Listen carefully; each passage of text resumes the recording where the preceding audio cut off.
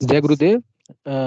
विनोद पुरोहित गुरु भाई से अनुरोध है, कृपया पहले जब तक धनंजय सिंह गुरु भाई जी आते हैं, आप गुरुदेव की दिव्य लेखनी का पाठ करें। जय गुरुदेव। विनोद पुरोहित गुरु भाई जी, मेरी आवाज सुन पा रहे हैं? जय गुरुदेव। जय जय गुरुदेव। जय। जी मैं स्क्रीन शेयर कर देता हूँ।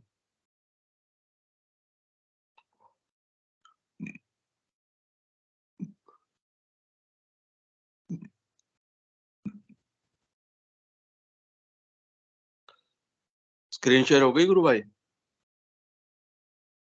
जी गुरु भाई। जी मैं शुरू करता हूँ फिर। जय गुरुदेव, जय दादा गुरुदेव, जय गुरुदेव सभी को। सत्य का सहारक युग।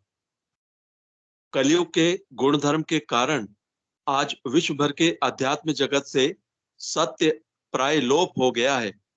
आज विश्व के प्राय सभी धर्मों के धर्माचार्यों की कथनी और करनी में भारी अंतर है। यही कारण है आज विश्व भर में अधिकतर लोगों का धर्म पर से विश्वास उठ चुका है। जैसा धार्मिक होने का हम ढिंढोरा पीट रहे हैं, प्राय विश्व के सभी धर्मों के धर्माचार्य भी वैसा ही कर रहे हैं। आज संसार के अंदर जितना शोर धार्मिक जगत के लोग मचा रहे हैं, वैसा वैसा पहले कभी सुनने में नहीं आया। आकाशवाणी और दूरदर्शन पर प्राय रोज सुबह शाम विश्वास करो की ध्वनि से वायुमंडल गूंज उठता है। इसके विपरीत विश्व में अशांति निरंतर बढ़ रही है। विश्व की यह अशांति हमें धर्माचार्यों पर, उनकी विश्वसनीयता पर प्रश्न चिन्ह लगाने को विवश कर रही है। आखिर परिणाम ना मिलने के कारण का पता लगाए बिना तो समस्या का समाधान नहीं होगा। हम इतिहास पर नजर डालें तो देखते हैं कि विश्व भर में असंख्य साधु संतों और सच्चे लोगों को विभिन्न प्रकार की यातनाएं दी गई हैं। धर्म की गिरावट यहाँ तक हो गई है कि सच्चे लोगों के प्राण तक ले लिए गए हैं। परंतु सच्चे लोगों का साहस देखो, मृत्यु को स्वीकार कर लिया परंतु सत्य पर अडिग रहे। दूसरी तरफ इस युग के लोगों की गिरावट पराकाष्ठा तक पहुंच गई। सत्य कहने पर जिसकी हत्या करते हैं, मरने के बाद उन्हीं हत्यारों के वंशज उसको पूछते हैं। महान आत्मा यीशु ने उस समय के धर्माचार्यों को कहा है, हे कपटी शास्त्रियों और फरीसियों, तुम पर हाय, तुम भविष्यवक्ताओं की कब्रें संवारते हो और धर्मियों की कब्रें बनाते हो। कलयुग के गुणधर्म का प्रभाव संपूर्ण विश्व पर प्राय एक जैसा ही पड़ा है। क्रूर, निर्दयी और स्वार्थी वृत्तियां इतनी प्रबल हो गई हैं कि मानवता को कुचलते हुए किसी को तनिक भी दया नहीं आती। कोई भी संत पुरुष विश्व में प्रकट होता है तो उसका पग पग पर अकारण विरोध होता है। सभी दुष्ट वृत्तियां मिलकर उसे कुचलने का प्रयास करती हैं। उनका वश चलने पर उस साधु पुरुष की हत्या तक कर दी जाती है।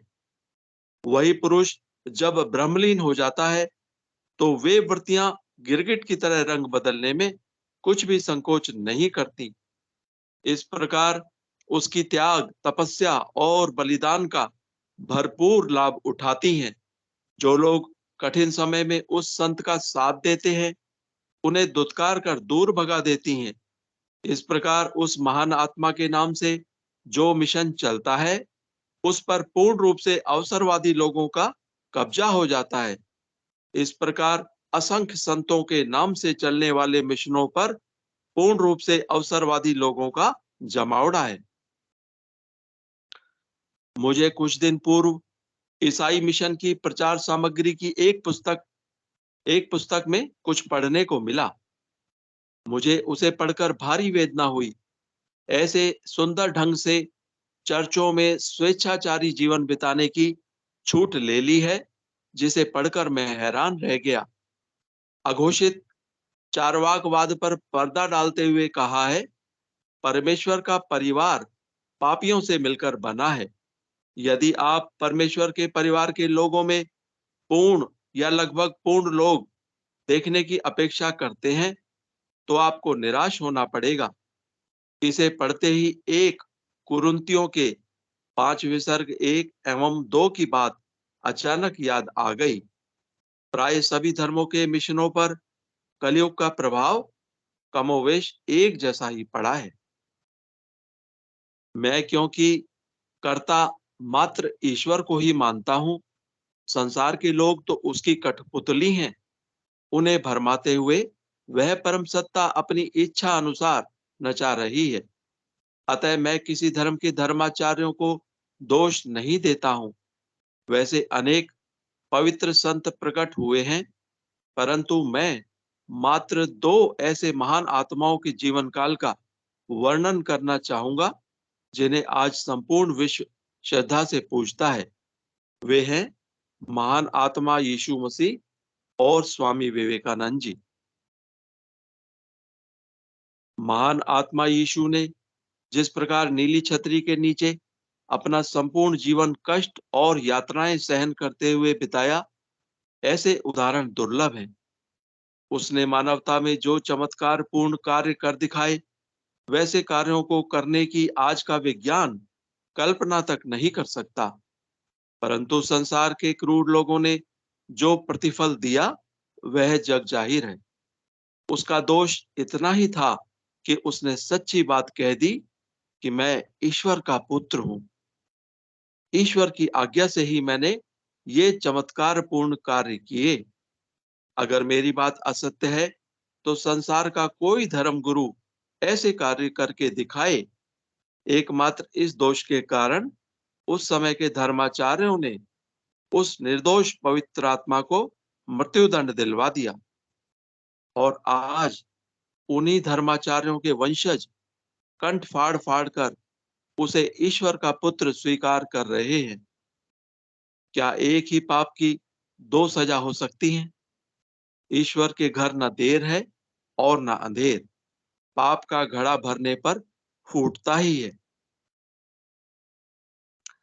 यीशु मसीह के उस समय के धर्माचार्यों के साथ कैसे मधुर संबंध थे, उसकी सच्ची तस्वीर बाइबल के सेंट मैथ्यू के 23 विसर्ग 13 से 39 में देखने से मिलती है। हे कपटी शास्त्रियों और फरीसियों, तुम पर हाय! तुम मनुष्यों के विरोध में स्वर्ग के राज्य का द्वार बंद करते हो। ना तो आप ही उसमें प्रवेश करते हो, और ना उसमें प्रवेश करने वालों को प्रवेश करने देते हो। हे कपटी शास्त्रियों और फरीसियों, तुम पर हाय! तुम एक जन को अपने मत में लाने के लिए सारे जल और थल में फिरते हो, और वह मत में आता है तो उसे अपने से दूना नारकीय बना देते हो। हे अंधे अगुआ, तुम पर हाय! जो कहते हो कि यदि कोई मंदिर की शपथ खाए तो कुछ नहीं, परंतु यदि कोई मंदिर के सोने की सौगंध खाए तो उससे बंध जाएगा। हे मूर्खों और अंधों, कौन बड़ा है, सोना या वह मंदिर जिससे सोना पवित्र होता है?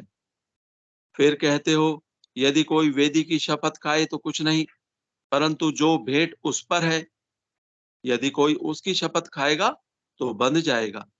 हे अंधों, कौन बड़ा है, भेंट या वेदी जिससे भेंट पवित्र होती है? इसलिए जो वेदी की शपथ खाता है, वह उसकी, और जो उस पर है उसकी भी शपथ खाता है। और जो मंदिर की शपथ खाता है, वह उसकी और उसमें रहने वाले की भी शपथ खाता है। और जो स्वर्ग की शपथ खाता है, वह परमेश्वर के सिंहासन की भी शपथ खाता है। हे कपटी शास्त्रियों और फरीसियों, तुम पर हाय! तुम पुदीने, सौंफ और जीरे का 10वां अंश देते हो, परंतु तुमने व्यवस्था की गंभीर बातों की, अर्थात न्याय, दया और विश्वास को छोड़ दिया है। चाहिए तो यह था कि उन्हें भी करते रहते और उन्हें भी न छोड़ते। हे अंधे अगुओं, तुम मच्छर को तो छानते हो और ऊंट को निगल जाते हो। हे कपटी शास्त्रियों और फरीसियों, तुम पर हाय, तुम कटोरे और थाली को ऊपर ऊपर से तो मांजते हो, परंतु वे भीतर असंयम से भरे हुए हैं। हे अंधे फरीसों, पहले कटोरे और थाली को भीतर से मांज, कि वे बाहर से भी स्वच्छ हों। हे कपटी शास्त्रियों और फरीसियों, तुम पर हाय, तुम चूना फिरी हुई कब्रों के समान हो, जो ऊपर से तो सुंदर दिखाई देती हैं, परंतु भीतर मुर्दों की हड्डियों और सब प्रकार की मलिनता से भरी हुई हैं। इसी रीति से तुम भी ऊपर से मनुष्यों को धर्मी दिखाई देते हो, परंतु भीतर कपट और अधर्म से भरे हो। हे कपटी शास्त्रियों और फरीसियों, तुम पर हाय, तुम भविष्यवक्ताओं की कब्र संवारते हो और धर्मियों की कब्रें बनाते हो, और कहते हो कि यदि हम अपने बाप दादों के दिनों में होते, तो भविष्यवक्ताओं की हत्या में उनके साझी न होते। इससे तो तुम अपने पर आप ही गवाही देते हो कि तुम भविष्यवक्ताओं के घातकों की संतान हो। सो तुम अपने बाप दादों के पाप का घड़ा भर दो। हे सांपों, हे करेतों के बच्चों, तुम नरक के दंड से क्यों कर बचोगे? इसलिए देखो, मैं तुम्हारे पास भविष्यवक्ता भेजता हूँ, और तुम उनमें से कितनों को मार डालोगे और क्रूस पर चढ़ाओगे, और कितनों को अपनी सभाओं में कोड़े मारोगे, और एक नगर से दूसरे नगर तक खदेड़ते फिरोगे। जिससे धर्मी हाबिल से लेकर विरक्याह के पुत्र जकरिया तक, जिसे तुमने मंदिर और वेदी के बीच में मार डाला था, जितने धर्मियों का लहू पृथ्वी पर बहाया गया है, वह सब तुम्हारे सिर पर पड़ेगा। मैं तुमसे सच कहता हूँ, ये सब बातें उस समय के लोगों पर आ पड़ेंगी। हे यरूशलेम, हे यरूशलेम, तू जो भविष्यवक्ताओं को मार डालता है और जो तेरे पास भेजे गए उन्हें पत्थर वाह कहता है, कितनी ही बार मैंने चाहा कि जैसे मुर्गी अपने बच्चों को अपने पंखों के नीचे इकट्ठे करती है, वैसे ही मैं भी तेरे बालकों को इकट्ठे कर लूं, परंतु तुमने न चाहा। देखो, तुम्हारा घर तुम्हारे लिए उजाड़ छोड़ा जाता है, क्योंकि मैं तुमसे कहता हूँ कि अब से जब तक तुम न कहोगे कि धन्य है वह प्रभु जो प्रभु के नाम से आता है, जब तक तब तक तुम मुझे फिर कभी ना देखोगे। स्वामी श्री विवेकानंद जी की ही देन है, जो संपूर्ण विश्व आज हमारे वैदिक दर्शन की ओर तेजी से झुक रहा है। स्वामी जी ने शिकागो धर्म महासभा में सन 1893 में वैदिक दर्शन की विजय पताका फहराई थी। आज भारत ही नहीं, संपूर्ण विश्व में स्वामी जी का नाम बहुत ही श्रद्धा से लिया जाता है, परंतु स्वामी जी को अपने जीवन काल में यीशु मसीह की तरह अपने देश के लोगों से सहयोग और प्रेम नहीं मिला। इस तथ्य का प्रमाण स्वामी जी के अमेरिका से लिखे पत्र देते हैं। अतः मैं उन पत्रों को स्वामी जी की भाषा में ही यथावत लिख रहा हूँ। इन पत्रों से उस समय के आध्यात्मिक जगत में कार्य करने वाले लोगों की वस्तु स्थिति का भान होता है। दिनांक 28 दिसंबर 1893 को शिकागो से लिखा पत्र भारत के लाख लाख अनाथों के लिए कितने लोग रोते हैं। हे भगवान, क्या हम मनुष्य हैं? तुम लोगों के घरों के चतुर्दिक जो पशुवत भंगी डोम हैं, उनकी उन्नति के लिए क्या कर रहे हैं? उनके मुंह में एक ग्रास अन्न देने के लिए क्या करते हो? बताओ ना। उन्हें छूते भी नहीं और उन्हें दूर दूर कहकर भगा देते हो। क्या हम मनुष्य हैं? वे हजारों साधु ब्राह्मण भारत की नीच दलित दरिद्र जनता के लिए क्या कर रहे हैं? मत छू, मत छू, बस यही रट लगाते हैं। उनके हाथों हमारा सनातन धर्म कैसे तुच्छ और भ्रष्ट हो गया है। अब हमारा धर्म किस में रह गया है? केवल छुआछूत में? मुझे छुओ नहीं, छुओ नहीं। The complete works of Swami Vivekananda, volume 5, दिनांक 24 जनवरी 1894 को शिकागो से लिखा पत्र। जहां तक अमेरिकी महिलाओं का प्रश्न है, उनकी कृपा के लिए मैं उनकी कृपा के लिए मैं अपनी कृतज्ञता प्रकट करने में असमर्थ हूँ। भगवान उनका भला करे। इस देश के प्रत्येक आंदोलन की जान महिलाएं हैं और राष्ट्र की समस्त संस्कृति का प्रतिनिधित्व करती हैं, क्योंकि पुरुष तो अपने ही शिक्षा लाभ में अत्यधिक व्यस्त हैं। The complete works of Swami Vivekananda, volume 5। America से ही 1894 में खोतड़ी के राजा को लिखा पत्र। अमेरिकन महिलाओं, 100 जन्म में भी मैं तुमसे उऋण ना हो सकूंगा। मेरे पास तुम्हारे प्रति कृतज्ञता ज्ञापन करने की भाषा नहीं है।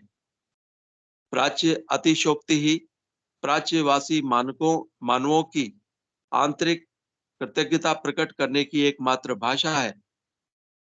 यदि समुद्र मसी, पात्र हिमालय, पर्वत मसी, परिजात वृक्ष की शाखा लेखनी तथा पृथ्वी पत्र हो, तथा स्वयं सरस्वती लेखिका बनकर अनंत काल तक लिखती फिरे, फिर भी तुम्हारे प्रति मेरी कृतज्ञता करने में ये सब समर्थ न हो सकेंगे। The complete works of Swami Vivekananda, volume 6। Swami ji की उपर्युक्त व्याख्या स्पष्ट करती है कि अमेरिका की संपन्नता का मुख्य कारण उस देश की गृह लक्ष्मियां ही हैं। विश्व के कुछ देश ईर्ष्यावश कुछ भी कहें, जिस देश में ऐसी नारियां होंगी, उस देश की संपन्नता अक्षय होगी। 3 मार्च 1894 को लिखा पत्र।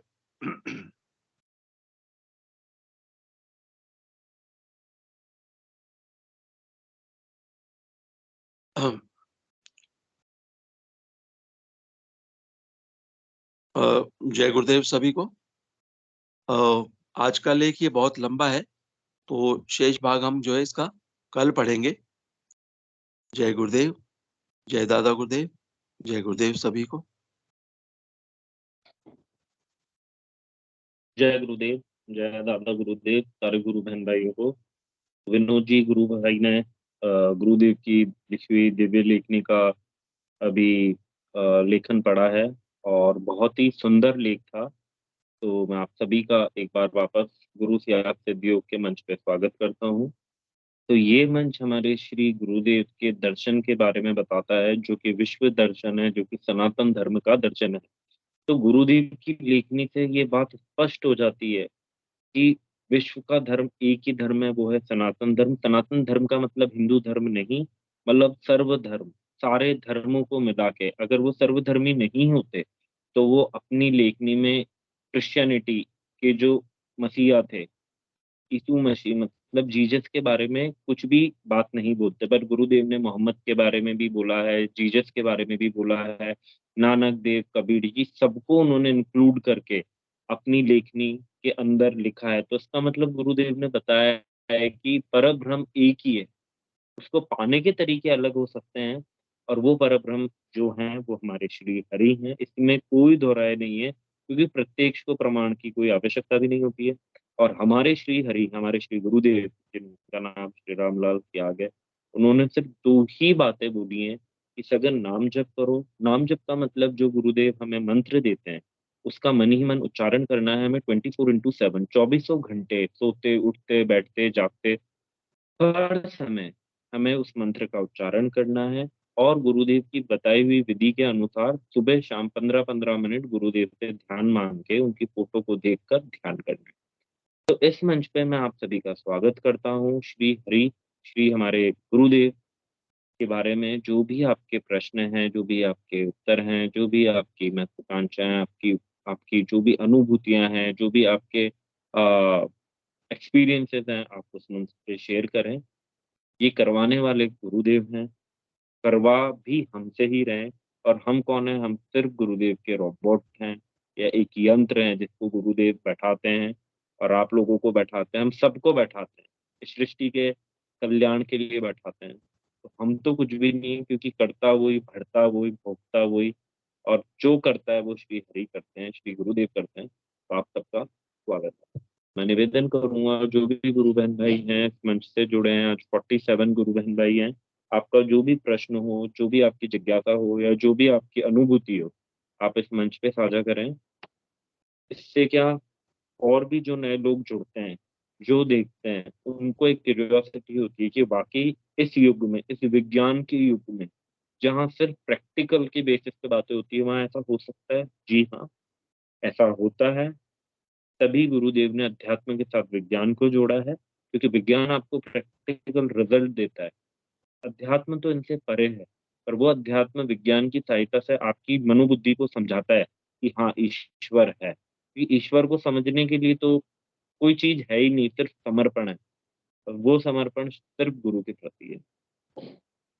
काफी गुरु बहन भाई हैं, आइए गुरु बहन भाई मंच पे अपना हैंड रेज करिए, अपनी अनुभूति साझा करिए, क्योंकि कई बार बहुत अच्छी अच्छी अनुभूतियां निकल के सामने आती है, या बहुत अच्छी जिज्ञासाएं होती है कोई गुरु बहन भाइयों की, जो कि दूसरों की जिज्ञासा को शांत कर देती है, या मतलब उनको उत्तर दिलवा देती है। या कुछ कुछ ऐसी अनुभूतियां होती है जो हमारी एक निष्ठा को और गुरु के प्रति ले जाती है। यह हमारे आंखों के सामने जो धुंधलापन है अध्यात्म को लेके, समर्पण को लेके, गुरुदेव उसको हटाते हैं। उसको हटा के हमें और चेतन करते हैं कि बेटा ये है, आगे बढ़, सरेंडर कर। तो बहुत सारी चीजें हैं इस सेशन से जो हमें डेली, डे टू डे सीखने को मिलती है। सेशन के जरिए भी कह सकते हैं, है तो देखिए गुरुदेव ही, चाहे सेशन के थ्रू हो, चाहे कोई लेखनी के थ्रू हो, चाहे आत्म साक्षात्कार के थ्रू हो, या गुरुदेव के थ्रू हो, पेड़ पौधे, इस प्रकृति के थ्रू हो, क्योंकि है तो सब एक ही सत्ता का विराट स्वरूप। और जो कि हमारे श्री हरि हैं, हमारे गुरुदेव हैं, हमारे प्यारे थे। बहुत बोले हैं, बट कुछ कह नहीं सकते। कोई भी गुरु बहन भाई आज एंकरेज नहीं कर रहे, और आप चाहते हो कि मैं भाई आप लोगों साहब को जय गुरुदेव भाई साहब। जय गुरुदेव श्री आरएल खींची जी गुरु भाई, जय गुरुदेव। गुरु भाई ऐसा होता है कि जैसे जैसे हम साधना की तरफ बढ़ते हैं, मतलब सीरियसनेस बढ़ती है हमारी, तो धीरे धीरे कई बार ऐसा होता है कि हमारा बात करने का मन, या बहुत ज्यादा मतलब दुनियादारी में इन्वॉल्वमेंट होने का मन नहीं करता है ना। तो ऐसा प्राय देखा है कि जब अपन थोड़ा सीरियसली नाम जप के प्रति रहते हैं और अपना आराधना में, गुरुदेव में ही डूबे रहते हैं, तो बाहरी चीजों में मजा नहीं आता, वो आनंद नहीं आता। वो जैसे कि 5 लोग बात कर रहे हैं तो शायद उसमें इंटरेस्ट नहीं रहेगा अपना। कोई सच बोलता है, कोई झूठ बोलता है, कोई कहानियां करता है, कोई ईश्वर की ढोंगी बातें करता है, मतलब कुछ भी करता है, तो वो एक मन नहीं, अटैचमेंट नहीं हो पाता है उनसे। तो मैं ये बोलना चाहूंगा कि आज यदि हो सके थोड़ा इस चीज पे चर्चा की जाए। गुरुदेव बोलते हैं ना, योग का मतलब उन्मना होना है, विचारों का, बहुत ज्यादा विचारों का प्रवाह ना होना, ना आना ना जाना। उन्मना, असली योग वही है जो आपको उन्मना बनाता है। तो सिद्ध योग कैसे हमें उन्मना बनाता है, मैं जानना चाहूंगा। इस पे थोड़ा प्रकाश डाले सब गुरु भाई बहन। जय गुरुदेव। जय गुरुदेव, बहुत ही अच्छा प्रश्न है गुरु भाई, और बहुत ही अच्छी बात आपने बोली। तो मंच पे काफी गुरु बहन भाई जुड़े हैं, मैं उनसे रिक्वेस्ट करूंगा कि अपने विचार इस बात पे रखें जो आरएल की चीज गुरु भाई ने बताई है, कि उन्मना होना क्या, वो उन्मना हो रहे हैं भी, या उन्मना का मतलब क्या है, और ये क्यों होता है, और उसके पीछे क्या रीजन है। कोई भी गुरु बहन भाई, जहाँ तक गुरु भाई मेरा व्यक्तिगत मानना है, जब तक कोई हैंड रेस नहीं करता, किसी ने हैंड रेस करा है, कोई भी गुरु बहन भाई अगर इस विषय पे चर्चा करें तो काफी अच्छा रहेगा, क्योंकि विषय बहुत अच्छा है। तो उन्मना होना गुरु भाई, और विचारों का एक तरफ सेटल डाउन होना, वेरी ट्रू गुरु भाई, होता है।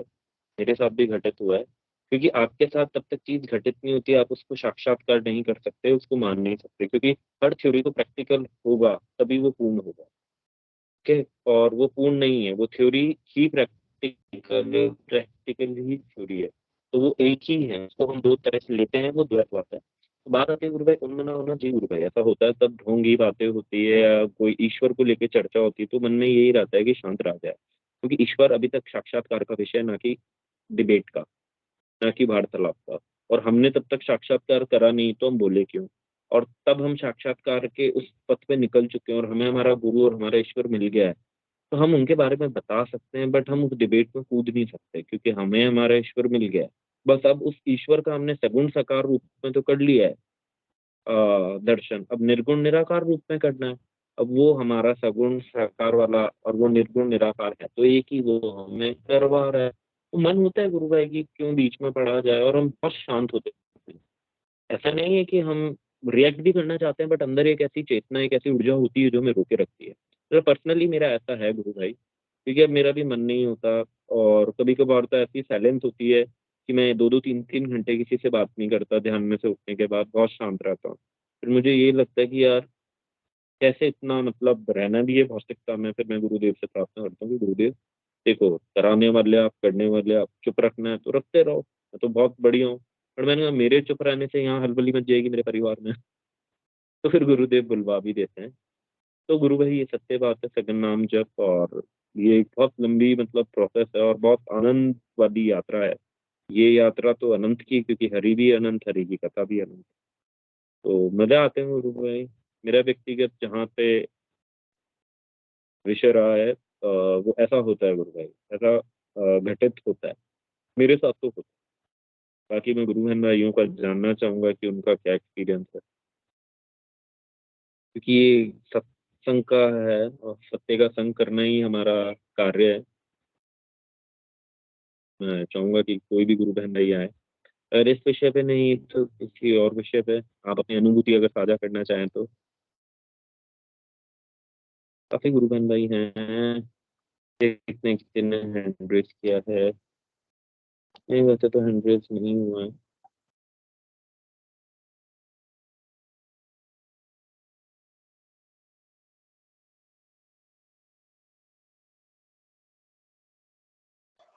आपका म्यूट है भाई साहब, धनंजय जी म्यूट हो गया आपका।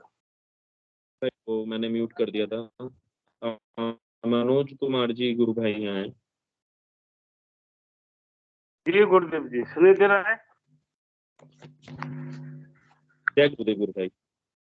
जी गुरुदेव जी, मेरे को एक सवाल उठता है मन में, कुंडलनी जागरण और शक्तिपद दीक्षा में क्या फर्क है? अगर फर्क नहीं है तो ठीक है, अगर फर्क है तो क्या फर्क है, जरा बताइए विस्तार से। जय गुरुदेव जी। जय गुरुदेव गुरु भाई, अच्छा प्रश्न है। कोई भी गुरु बहन भाई अगर इस पे अपना अ, मत रखना चाहें, अपनी बात रखना चाहे, आपका मंच पे स्वागत है। मनोज जी कुमार गुरु भाई का कहना ये है कि जी शक्तिपात जी बोलिए गुरु भाई। जय गुरुदेव भाई साहब, जय गुरुदेव। जी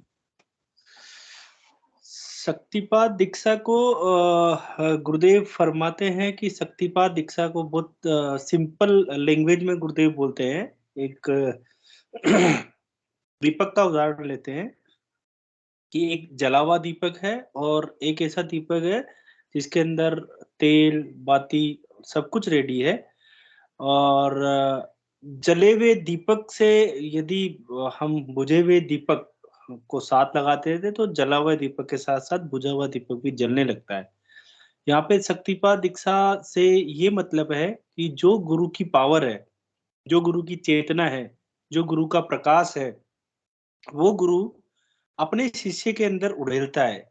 अब वो उसके शास्त्रों में 5 तरीके बताए हुए हैं, उसमें से एक तरीका जो सर्वश्रेष्ठ तरीका भी बताया है गुरुदेव ने, वो मंत्र देके, कि जो गुरु होता है अपनी आवाज में मंत्र देता है और वो अपनी जो एनर्जी है, अपना जो प्रकाश है, उसका प्रवाह अपने शिष्य के अंदर करता है।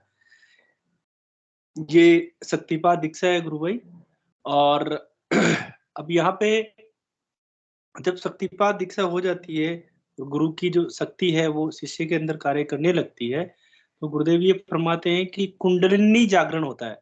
कुंडलिनी जागरण का मतलब यहाँ पे है कुंडलिनी माँ शक्ति को हम बोलते हैं, और जिसे बहुत सिंपल शब्दों में गुरुदेव भगवान ने समझाया है कि माँ राधा या माँ जगदम्बा आपके शरीर में जो रीढ़ की हड्डी है उसमें नीचे ही नीचे सुषुप्त अवस्था में रहती है। तो जैसे ही आप सदगुरु जिसे हम बोलते हैं, या जिसे हम डिवाइन पावर बोलते हैं, जिसे हम ओरिजिनल जो मतलब जैसे हमारे लिए गुरुदेव भगवान है, वो उनका यहाँ पे जो शिव का तीसरा नेत्र होता है, जैसे ही हम यहाँ पे ध्यान करते हैं, तो एड़ा, पेड़ा, सुषुम्ना 3 नाड़ियाँ होती हैं, उसके माध्यम से जो सुषुम्ना नाड़ी होती है, उसमें कुंडलिनी शक्ति का निवास होता है। जैसे ही हम यहाँ पे, जिसे हम शिव का तीसरा नेत्र बोलते हैं, ध्यान करते हैं, वो कुंडलिनी शक्ति को पता चल जाता है कि हाँ, मेरे मेरे स्वामी का, मेरे मालिक का, मेरे ओनर का ध्यान हो रहा है, और वो कुंडलिनी शक्ति जागृत हो जाती है। मेरे हिसाब से ये जो सिग्नल सुषुम्ना नाड़ी के अंदर जो यहाँ सिग्नल जाता है, और ये सारी गुरु कृपा से होता है और गुरुदेव की मेहरबानी से होता है, और वो कुंडलिनी जागृत हो जाती है। तो यहाँ पे कुंडलिनी जागरण और शक्तिपात दीक्षा के द्वारा शक्ति का प्रदान प्रदान मतलब गुरु से शिष्य की तरफ वो शक्ति, मतलब गुरु शिष्य को वो शक्ति देता है। और कुंडलिनी जागरण से मतलब यहाँ पे ये है कि वो जो शक्ति, जो आंतरिक शक्ति है, जिसे हम गुरुदेव कई बार अलग अलग फॉर्म में भी समझाते हैं कि वो अंदर का डॉक्टर है, जो आपको आपकी आवश्यकता अनुसार स्वतः योग करवाएगा। तो गुरु भाई, मुझे यही समझ आया है गुरुदेव से, जो मैंने शेयर किया आपको। जय गुरुदेव। बहुत सुंदर गुरु भाई, बिल्कुल सत्य बात है कि कुंडलिनी, जिनको गुरुदेव ने भी कहा वो माँ शक्ति है, राधा है, जगदम्बा है, और वही आपके अंदर चेतन होती है, उस गुरु के आदेश से होती है, और वही गुरु हमारे परम पिता हैं। जैसे ये कुंडलिनी है, ये परम पिता है। कुंडलिनी आए, परम पिता आए, उनका ध्यान कर रहे हैं, वो चेतन हुई, वो चेतन होकर उसका जो लक्ष्य है वो वहां तक पहुंचती है, और ये हो एक सेंट्रलाइज जगह से रहा है, तो वो सेंट्रलाइज के ही हमें साक्षात्कार करना है। बात आती है जहां तक कुंडलिनी शक्तिपात दीक्षा, वो एक ही है गुरुदेव। शक्ति माँ कुंडलिनी है, और गुरुदेव ने भी यही कहा है कि जिसको आप माँ शक्ति, जगदम्बा, दुर्गा, राधा करके पूछते हो, उसको गुरुओं ने संज्ञा दी है कुंडलिनी की। और कोई गुरु भाई बहन इस बात पे अपनी बात रखना चाहे? आरएल खींची जी ने बहुत अच्छे से ये बात समझा दी है। और कोई प्रश्न मनोज जी, गुरु भाई आपका? और अभी तो नहीं है, आप दूसरा प्रश्न दीजिए, और कभी होगा तो हाथ उठा के पूछ लूंगा। जय गुरुदेव। जय गुरुदेव गुरु भाई, जय गुरुदेव जी। सेशन आगे बढ़ाते हैं, और भी कोई गुरु बहन भाई हो जिनकी कोई जिज्ञासा हो, कोई अनुभूति हो, तो आपका मंच पे स्वागत है। ये मंच आप सभी का है, हम सभी का है, हमारे श्री हरि का है। तो आइए इस मंच पे अपनी अनुभूतियों को साझा करिए, गुरु के सत्संग को, सत्य के संग को आगे बढ़ाइए।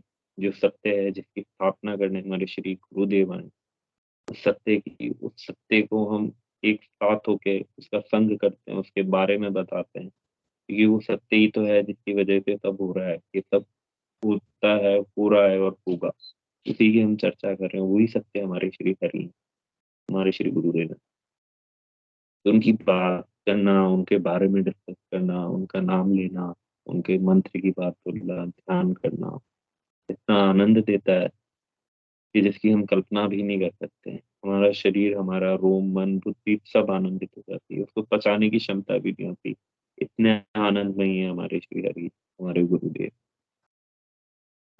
उन्हीं की चर्चा में भी इतना आनंद आता है, सत्य का संग करते हैं, और उस सत्य का ही संग हमें करना चाहिए, क्योंकि सत्य के बिना आगे नहीं बढ़ा जाता। क्योंकि सत्य मतलब सतोगुणी होना, फिर हम तक गुरु के पास पहुंचेंगे। तो हम हमारे गुरु की चर्चा करते हैं, गुरु के बारे में बात करते हैं, हर किसी से एक नई अनुभूति सुनते हैं, एक नई बात सुनते हैं, इतना आनंद आता है। देखिए कितने प्यारे हमारे हरि दिखते हैं, बहुत फूले थे, प्यारे थे, सीधे थे, वो हैं भी, उसमें कोई धराई भी नहीं है। जितने वो शीतल है, जितने वो नरम है, उतने ही वो दयालु भी है, वो हमसे प्रेम भी करते हैं। सुनीता जी, गुरु बहन आपका बहुत बहुत स्वागत है गुरुदेव। जय श्री गुरु। जय गुरुदेव। जय गुरुदेव। सभी को बहुत बहुत जय गुरुदेव। मैं मेरी अनुभूति थोड़ी सी बताना चाह रही हूँ। वैसे तो ये अनुभूति मुझे पहले भी हो गई है। मुझे जो जी पहले जो दिव्य सुगंध आ रही थी लगभग जी 1.5 महीने पहले, वो फिर से अब दोबारा से दिव्य सुगंध शुरू हो गई है। जी वो की वही गुरुदेव। सेम जो पहले आ रही थी, वो की वही सुगंध लगभग 1 हफ्ते से मुझे दोबारा आ रही है वो। जी गुरुदेव। तो वैसे आप इन बताएंगे दिनों कि कैसी आपने कभी उससे पहले ऐसी कोई सुगंध महसूस करी, नहीं या उसका कोई नहीं मैं परिभाषा है कहती है चंदन जैसी, मोगरे जैसी, गुलाब जैसी? नहीं, वो उसका तो मैं मेरे हिसाब से तो कोई पुष्प या कोई ऐसा कोई इत्र मतलब मैंने कभी महसूस नहीं किया। और वो सेम वही सुगंध है जो मुझे पहले अभी लगभग 1.5-2 महीने पहले भी लगातार वो मैं कम से कम 1 डेढ़ महीने आई थी। अब 1 हफ्ते से वो दोबारा फिर वो की वही सेम है अब। बहुत अच्छी बात है गुरुदेव। वो दिव्य वाणी, दिव्य स्वाद, दिव्य सुगंध, दिव्य दर्शन देखिए गुरुदेव, कितना आनंद का विषय है। तो गुरुदेव, जब आपको दिव्य सुगंध आती है तो आपको दिव्य आनंद भी आता है? ये नहीं मेरा आनंद प्रश्न है। तो इन दिनों आनंद तो नहीं है, बाकी आनंद मुझे कई बार बहुत आनंद में रहती हूँ, लेकिन इन दिनों तो लगभग डेढ़ डेढ़ महीने से तो ऐसा वैसा कोई आनंद नहीं है। बाकी भौतिक तो गुरुदेव अच्छा ही कर रहे हैं अभी। बेटी का भी रिश्ता हो गया है। मैं काफ़ी दिनों बधाई से हो, प्रयासरत थी। हाँ, धन्यवाद बधाई सभी हो। को। तो तो वो गुरुदेव मैं भौतिक ये पूछ, चीज़ें तो तो दिव्य सुगंध वो 24 घंटे रहती है या बीच बीच में नाम जप के टाइम आती है, ध्यान के बाद आती है, ध्यान से पहले आती है? नहीं वो ये तो क्या है कि लगातार ही चल रही है। कभी जैसे किसी समय तेज़ हो जाती है, किसी समय हल्की-फुल्की रहती है। बाकी रात को तो सोने के बाद पता क्या चलता है, बाकी दिन में तो ये आती रहती है लगभग। देखिए और हमारे गुरु हमेशा हमें कहा है नाम जप या आगे बढ़ते रहे, यही साधना का हिस्सा है। गुरुदेव गुरुदेव ने कहा है कि आपको बहुत सिद्धियां होती है, और गुरुदेव ने मेंशन भी करा है कि एक सिद्धि का तो आपको पास्ट और फ्यूचर दिखने लग जाता है। तो ये भी एक सिद्धि ही होगी या है मेरे हिसाब से जो आती है। बट यही है गुरुबहन, सिद्धियों का त्याग कर और गुरुदेव के श्री चरणों में आकर, और क्या पता वो हमारे श्री हरि की सुगंध है, उन्हीं की सुगंध है जो है दुर्गंध सुगंध सब श्री हरि की है, क्योंकि है तो वही की। और नाद की स्थिति ऐसी है कि नाद खूब तेज सुनाई दे रहा है, खुले कानों से सुनाई देता है। रात को तो इतना तेज हो जाता है कि मतलब नाद इतना तेज चल रहा है, अब 1-2 दिन से तो कम हुआ है, बाकी इतना तेज चल रहा है कि मेरे ऐसा लगता है कि मुझे बाहर की आवाज़ें कम सुनाई देती हैं। जैसे कोई सामने बोलता है, तो उसका कम कम मतलब समझ पाती हूँ उसके शब्दों को। इस तरह की स्थिति हो गई है। 2 दिन से कम हुआ है नाद। और रात को तो ऐसा लगता है जैसे सिर्फ एकदम से बहुत भयंकर बिल्कुल साउंड आ रहा है। और एक जो मेरा लेफ्ट कान है, इससे लगभग 2 साल पहले 2.5 साल पहले मुझे एक भंवरे की सी गुंजन सुनाई देती थी, जैसे ऐसे भूं, फिर रुक गया, फिर थोड़ा रुक के भूं, इस तरह से। अब वो फिर से लेफ्ट कान से वो चीज़ें 2-3 दिन लगातार फिर से शुरू हुई थी वो। अब वो बंद है, कल से फिर बंद है वो। बाकी नाद की स्थिति बहुत अच्छी चल रही है। और नाद में ऐसा लगता है कई बार जैसे कि मृदंग वगैरह जो नहीं होते, कुछ इस तरह की आवाज़ आती है, बादलों की गड़गड़ाहट, कई प्रकार का नाद चल रहा है ये। बहुत अच्छी स्थिति है गुरुबहन, मेरे साथ भी होता है। बादलों की गड़गड़ाहट हुई थी अभी बीच में, 3-4 बार हुई, रात में सोने लगा तो गड़गड़ गड़गड़ गड़। पर ठीक है, अब डर नहीं लगता गुरुबहन, क्योंकि कोई भी अब ऐसी आवाज आती है तो पता है वो नाद है, और वो श्री हरि का ही है, गुरुदेव का ही है। तो वो करने वाले, वो ही सुनने वाले, वो ही सुनाने वाले, वो ही उस नाद को बनाने वाले, वो ही वो स्वयं नाद है। तो हमारा क्या है गुरुबहन, वही कर रहे हैं। हम तो बस एक वो कठपुतली है, एक जरिया है, और हम भी क्या है गुरुबहन, हम भी तो कुछ नहीं है। ये शरीर भी उन्हीं का, ये मन भी उन्हीं का, बुद्धि भी उन्हीं की, अंधकार भी उन्हीं का, प्रकाश भी उन्हीं का। तो हमारा तो कुछ बचा ही नहीं। तो तब हम है ही नहीं, तो अब करें भी क्या इन चीजों को करके? क्योंकि भोगता वो, करता वो, सब करने वाला वो, भोगने वाला भी। बहुत और इतना इतना होने के बावजूद भी मेरा ध्यान नहीं लगता है। अच्छी स्थिति है ध्यान ध्यान। में बैठती हूँ, इतने प्रबल हो रहे हैं विचार, मतलब मेरा मन लगता नहीं है ध्यान में। अब 2-3 दिन से तो फिर भी थोड़ा अच्छा ध्यान लगने लगा है, बाकी ध्यान बिल्कुल ही समझ लो, हो सकता है कि मेरे बिज़ी शेड्यूल की वज़ह से कि इन दिनों शादी-वादी का चल रहा है, तो थोड़ा बाकी ध्यान नहीं लग रहा है। इतना सब कुछ हो रहा है, आध्यात्मिक उन्नति हो रही है, लेकिन ध्यान नहीं लग रहा है फिर भी, ये है। अच्छी बात है गुरु बहन, ध्यान लग रहा है, नहीं लग रहा वो तो देखिए गुरु बहन गुरुदेव की इच्छा है और वो ध्यान घटित करवाने वाले भी हुई हैं। क्या कर रहा था गुरुदेव को ये हो कि बेटा अब शादी का टाइम आ गया बेटी की, अब लग जा शॉपिंग में तो इस वजह से गुरुदेव नहीं लगवा रहे हो, क्योंकि वो सब जानता है गुरु बहन। अब तो गुरुदेव से प्रार्थना करिए, वो हमारे अंदर है, श्री हरि से प्रार्थना करिए तो कि वो ये ऐसा लग समझ। रहा है कि जैसे कई बार तो ऐसा लगता है कि जैसे बिल्कुल सांसारिक बना दिया है गुरुदेव ने इन दिनों। बिल्कुल भी मतलब ऐसा नहीं लगता कि कभी हम गुरुदेव से भी जुड़े हैं। बाकी ये सारी चीज़ें नाद-वाद, दिव्य सुगंध ये सब चल रही है लगातार। पर ऐसा लग रहा है कि गुरुदेव से कभी जुड़े ही नहीं। मतलब एकदम सही बात संसार है, में एकदम से संसार में फेंक देते हो, होता है गुरु बहन की। कभी कभी लगता है यार हम यहाँ ये कर क्या रहे हैं, ये हो क्या रहा है, ये सारी चीजें हो भी रही है, संसार में भी है, और इतना संसार में डाल देते हैं। फिर याद आता है अरे अध्यात्म तो यही है, गुरुदेव ने बोला है कि मैं आप इस साधना में भोग और मोक्ष साथ चलते हैं, और वो चलते हुए दिख रहे हैं। कितनी अच्छी बात है। देखिए गुरुदेव ने अपनी ये वाणी भी सिद्ध कर दी, और वो हर वाणी सिद्ध करेंगे। बहुत अच्छी बिल्कुल, बात है गुरु बहन। बस इतना ही कहना चाहूँगी। और जय जय गुरुदेव की। बहुत सुंदर गुरु बहन। और और कोई हाँ, गुरु बहन भाई इसमें? हाँ, थोड़ा-सा और बताना चाहूँगी, बेटी के रिश्ते के लिए बहुत परेशान थी, लगभग 1 सवा साल से। और वो इतना अच्छा मतलब गुरुदेव ने हमारी कल्पना से परे सब कुछ जी, बहुत आसानी से गुरुदेव ने करवा दिया। बिल्कुल ये है। जैसा बच्ची चाह रही थी और जैसा हम चाह रहे थे, उससे भी कई कई गुना बढ़कर गुरुदेव ने अच्छी करवाया। बात गुरु। बधाई हो जय आपको, घर पे सबको, और गुरु बहन को भी, और पढ़ने वालों को भी।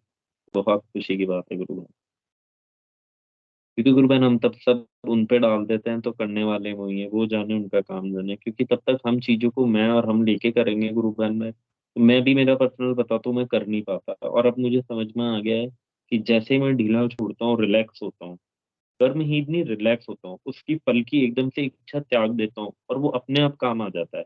और जैसे ही फल की इच्छा करी गुरु बहन, इतनी मेहनत कर लेता हूँ, पर रिजल्ट जीरो रहता है। तो यही शायद निष्कर्म काम योग कहते हैं इसको, मेरे हिसाब से तो। बाकी जी, अगर जी गुरु बहन, बाकी बधाई हो जय गुरु बहन आपको।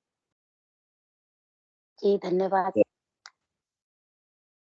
और जय कोई गुरुदेव। गुरु, जय गुरुदेव। और कोई गुरु बहन भाई इस मंच से जुड़े ना चाहें, क्योंकि 8:30 हो चुकी है। बाकी अगर कोई भी गुरु भाई भाई अपनी अगर कोई बात रखना चाहता है, अनुभूति या कोई प्रश्न, तो आपका मंच पे स्वागत है। वरना मैं हिंदू गुरु भाई से निवेदन करूंगा कि मंच पे आएं और इस सेशन को श्री हरि श्री गुरुदेव के श्री चरणों में समर्पित करें। अभी भी हमारे पास टाइम है, वैसे 8:30 तो हो चुके हैं।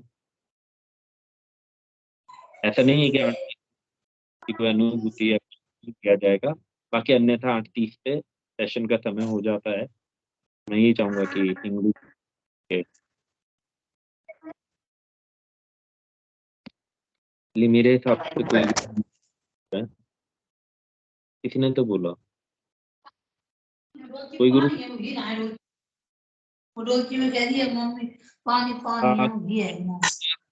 एक तिवारी जी,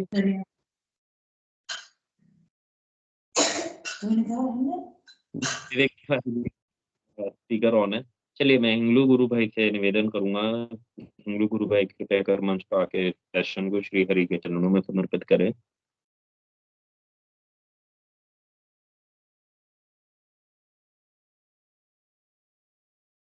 हिंगलू जी गुरु भाई ऐड हैं?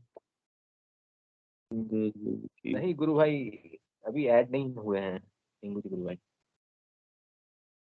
ओके, हिंगलू जी गुरु भाई ऐड नहीं हुए हैं, तो आप गुरु भाई कर दीजिए, या आगे बढ़ाएं, या चलिए, उनका जय ऐड होने गुरुदेव। का वेट के जय गुरुदेव।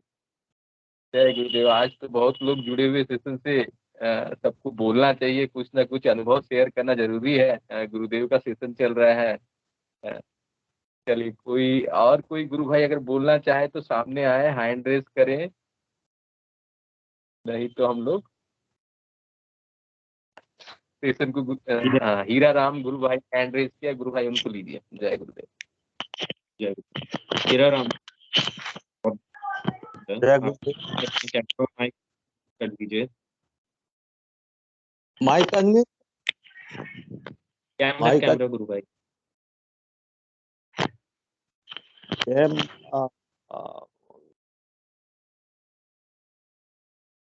गुरुदेव। जय गुरुदेव।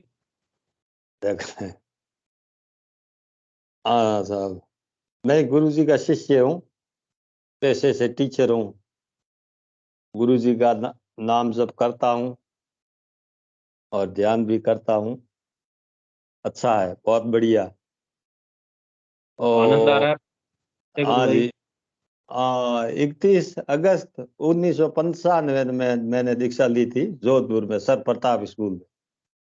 एक रूम के अंदर दीक्षा दी हमारे को गुरु जी ने कहा तार इधर से सही है तो बल्ब जल जाएगा। तो ध्यान किया था। तो हम शिक्षक लाइन में थे, कुछ समस्याएं थी, डिप्रेशन में थे। मेरा छोटा भाई वो गया था, वही सविता देव करके अखबार लाया था। हम कह रहे थे यार कोई ठग वगैरह होगा, ऐसा हो ही नहीं सकता कोई दुनिया में। तो वो पेपर मैंने रख लिया, घर पर था तो वो खेती बाड़ी का काम कर रहे थे, पढ़ा नहीं। स्कूल में जाकर वापस फ्री टाइम में देखा था, तो वो संपादकीय लेख वगैरह गुरुजी का चित्र देखा ना, तो मेरे को अंदर से लगा यार कुछ बात तो है, कुछ बात तो है, ऐसा मतलब लग रहा है। तो फिर हमारे सहयोग बड़ा था और हम गए थे। तो उसी समय जाते वक्त ही हमारे मतलब वो पता नहीं ध्यान लगा कि नहीं लगा, एकदम दिमाग से इतनी ठंडक हुई कि वो हमारे वो परेशानियां थी वो सब, वो नाम जप करते थे, वो ध्यान वगैरह, वो नया उस समय नया था, एरिया में नया था। तो वो उत्सुकता से देखते थे, कोई किसी दृष्टि से देखते थे, हम भी संकोच करते थे। तो वो ध्यान में तो हमारे को तंद्रा अवस्था में वो दिख जाता था कुछ घटनाएं। पश्चिमी राजस्थान में वो बारिश की गरज ज्यादा रहती थी, तो बारिश के सपने दिख जाते थे। बारिश होती ना उसकी, या मिलने जुलने की कोई मेहमान है, कोई एरिया है, वो दिख जाता था। वो दिखता सपना अवस्था में, ध्यान मतलब तंद्रा अवस्था में।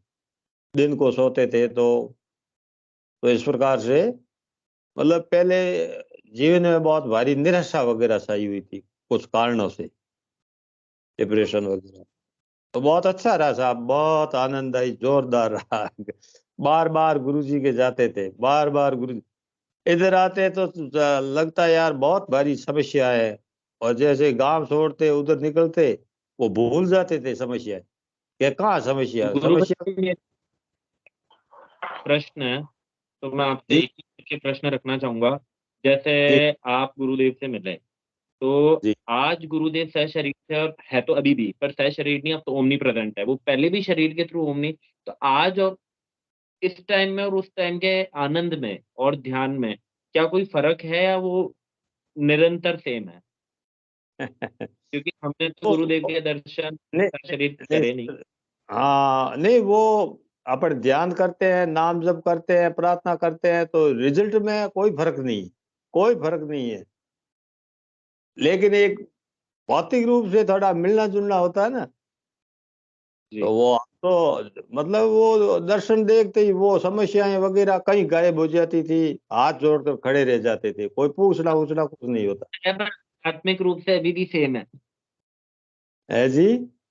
मैं कह रहा हूँ भौतिक रूप से थोड़ा फर्क है, पर आध्यात्मिक रूप से सब सेम है। हाँ ना, आध्यात्मिक रूप तो बिल्कुल बिल्कुल, वो फोटो वगैरह वो आप अपन नाम जब करते हैं, प्रार्थना करते हैं, तो वो रिजल्ट तो वो तो सर्वव्यापक फोर्स है, वो जी सर्वव्यापक फोर्स है, अपने अंदर ही वही है साहब, बाहर भी वही है।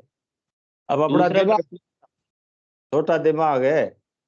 जी अब सत्य बात। दो 2002 में हमारे गांव में वो प्रोग्राम के लिए किसी ने रिक्वेस्ट की, मैं भी साथ में था। तो गुरुदेव ने कहा अकाल है यार, इधर इस साल खर्चा खर्चा हो जाएगा आपके, अगले साल फिर बाद में कहेंगे। तो 2001 में प्रोग्राम करवाया था। हमारे एक लोक देवता है खेमा बाबा, तो मैंने कहा साहब उस दिन खेमा बाबा का मेला भी है और गुरुवार पड़ता है, गुरुवार को दीक्षा देते थे। तो गुरुजी ने कहा नहीं नहीं, मेरा तो मेला अलग ही लगेगा। तो वो मेला खत्म हो गया था। अगले नेक्स्ट गुरुवार को वो टाइम रखा था, 15 फरवरी 2001 की बात है। तो गुरुदेव, वो लोग तो मेन रोड पर गए थे स्वागत करने के लिए, लेकिन गुरुदेव तो बाईपास जो छोटा रास्ता था उससे घूमकर जहाँ रेजिडेंस था उसमें रुके थे। और अब पता नहीं कि लोगों का मानस बन गया, शाम को बाजार में घूमे सब के भाई कल अपने को 11 बजे तक दुकानें वुकानें सब बंद रखनी है। तो गुरुदेव आए हुए हैं, रामलाल जी सियाग आए हुए हैं, तो पूरा कस्बा बंद रखा था। और इधर उधर से खूब सारी बसें आई थी, बड़ा मेला लगा था।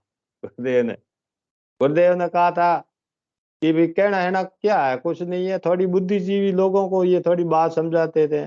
गांव के लोग सरल होते हैं, मेरे शरीर से आवाज थे, कुछ किरणें निकलती, आप मेरे से जुड़ जाओगे, गांव वाले लोग हाथ जोड़ दोगे तो ही भला हो जाएगा। ऐसा बाईतू हमारे गांव में कहा था कि गांव के लोग तो हाथ जोड़ देंगे तो भी उनका भला हो जाएगा। तो दूसरा प्रश्न गुरु भाई, जैसे आप उस टाइम पे थे तो उस टाइम इतना प्रचार प्रसार नहीं था, तो आपको भी लगता होगा ये दर्शन कैसे बढ़ेगा इतना आगे, क्योंकि देखिए करने वाले तो गुरुदेव हैं। तो आज तब आप देखते हो इस प्रचार प्रसार को तो आपको खुशी होती है?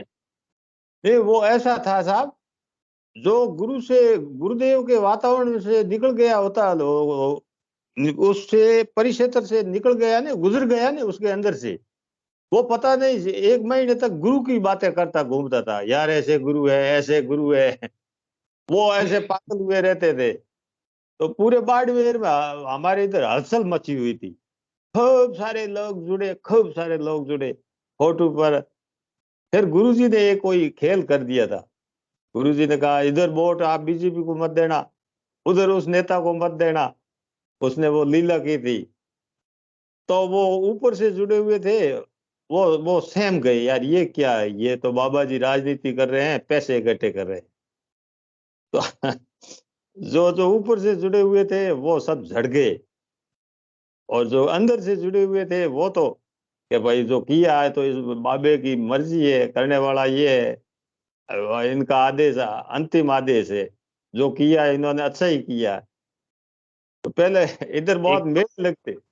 एक, एक बहुत अच्छी और अचंभित बात बताता हूँ इस मंच पे। आपने अभी गुरुदेव के इलेक्शन की बात करी और मेरे मन में यही बात चल रही थी गुरुदेव के इलेक्शन की, और आपने वो उसका उत्तर दे दिया। हाँ, वो हजारों लोग, भीड़ इतनी इकट्ठी होती थी। तो फिर गुरुदेव ने लीला की, वो बीकानेर में किसी का फेर ले लिया, इधर किसी का ही ले लिया। तो लोगों के नहीं, दिमाग में ऐसा सेट हुआ अभी कि हमारे रिजॉर्ट पे भाई डूडी जी रुके हुए थे, हाँ, रामेश्वर जी डूडी जी, जो आपके धर्मेंद्र, अभी कृषि मंत्री भी बीकानेर से। तो उन्होंने हाँ, बताया कि ये हमारे सगे संबंधी भी है और गुरुदेव भी इलेक्शन में खड़े हुए थे। तो मेरे को बहुत आनंद की बात हुई, बट अभी वो गुरुदेव खड़े हुए तो पता नहीं किसी ने बोला कि गुरुदेव पॉलिटिक्स में क्यों आए। मैंने कहा वो जानो, उसका काम जाने, वो हरी वो लड़ लिया और गुरुदेव को खड़ा कर दिया होगा चेलों ने और वो शिष्यों ने कि खड़े हो जाओ। और अब भी मेरे दिमाग में वो बात आ रही थी और आपने एकदम से उत्तर दे दिया उसका। तो मैंने वो दिमाग में सोचा और लोगों ने आपके मुख से वो बात आ गई। लोगों ने अपनी तरफ से सर्टिफिकेट जारी किया था, कह देखो गुरु जी बीकानेर में खड़े हुए, 4700 वोट आए, इनके पास में क्या है। जो जो भक्ति करते थे, जुड़े हुए थे ना, ये तो राजनीति में जाना चाहते हैं, धन इकट्ठा करते हैं, और इनके इतना चमत्कार होता, भगवान होते तो वोट नहीं लाते थे, कम से कम 20, 25, 40 हजार। तो वो गुरु जी की लीला थी, जो ऊपर से जुड़े हुए थे उनको सबको वो पता नहीं एक झटके से झाड़ दिया।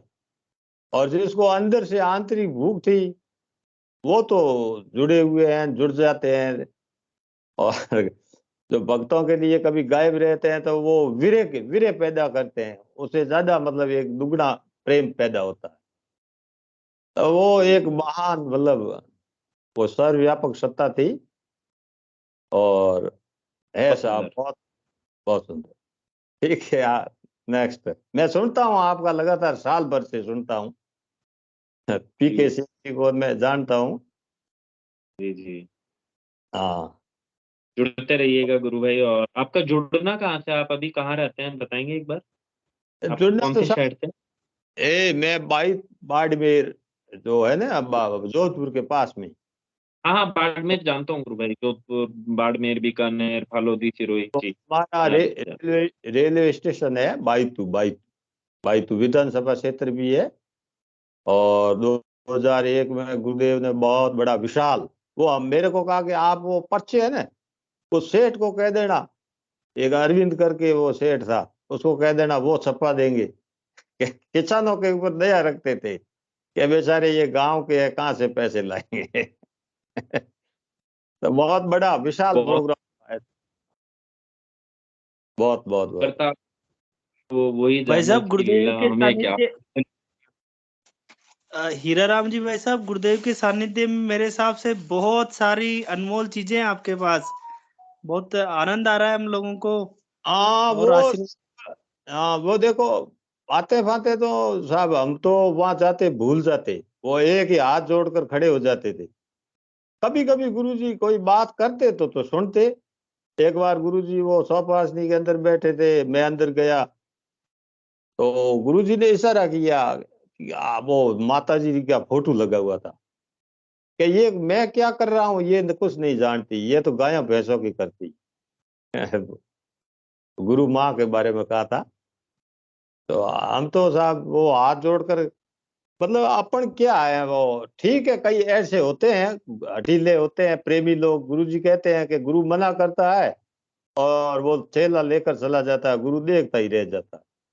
वो एकलव्य के बारे में, कबीरदास के बारे में कहा था, उस प्रेमी भगत होते हैं, ऐसे प्रेमी भगत भी होते हैं, खूब होते हैं।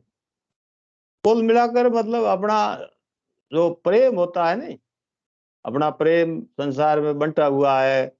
कुछ राजनीति में जाते हैं, कुछ अर्थ का होता है, कुछ अपना वो व्यक्तित्व का होता है, कई तरह का। अब एक चीज हो जाते हैं तो वो प्रेम प्रकट हो जाता है, और प्रेम से तो सब कुछ साहब ये है मामला। बहुत सुंदर गुरु भाई, बहुत सुंदर। तो आप हमने गुरु भाई सेशन से जुड़ते लोगों जी को गुरु भाई। उस समय हमारे क्या कि पैरों के नीचे पता नहीं स्प्रिंगें लगी हुई होती थी, लोगों को खूब समझाते थे, आते थे। हम उस समय 97 में वो टीवी पर करवाते थे, एलसीडी वो टीवी पर हम प्रोग्राम करवाते थे, तो लोग आते थे, खूब भीड़ लगती थी, लोगों का ध्यान भी लगता था कि यार कुछ बात तो है। पर दूसरे दिन पता नहीं, तीसरे दिन हम उनको कहते हैं प्रोग्राम है आज गुरुवार, आप चलो, यार अगले के चलेंगे, तो कुछ सर जुड़ते हैं, कुछ पता नहीं जुड़ नहीं पाते। और जुड़ने के बाद में भी कई मतलब प्रत्यक्ष प्रमाण रिजल्ट मिलने के बाद में भी वो गुमराह हो जाते हैं। वो ईश्वर की लीला है, अपनी अपनी लीला है। तो कहने का मतलब ये है साहब, मतलब आंतरिक प्रेम एक बहुत बड़ी चीज, भाव के भूखे होते हैं, ये बात। हाँ सत्य बात है। हाँ हरि तो, अरे हरि तो प्रेम के ही भूखे हैं हमारे हाँ, गुरु। सही सही बात है, सही बात। बहुत बहुत बढ़िया। अच्छा लगा जय गुरुदेव। सेशन। जय गुरुदेव। मैं चाहूंगा गुरु भाई मंच पे आए और श्री हरि के चरणों में ये सेशन को साझा करें। जय इंग्लिश जी गुरु भाई। जय गुरुदेव सभी को। गुरुदेव की दिव्य चेतना सभी में सिद्ध हो, जगत व्यापी हो और जगत के कल्याण के लिए हो। जय गुरुदेव सभी को, बहुत बहुत जय गुरुदेव। बोलो कल के अवतार जय की गुरुदेव। जय गुरुदेव।